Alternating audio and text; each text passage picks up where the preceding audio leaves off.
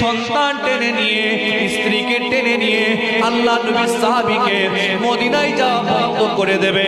সাহাবী বলেছিলেন, স্ত্রী যাই যাক, ছেলে যাই যাক, আমি আমার নবীকে পেতে চাই।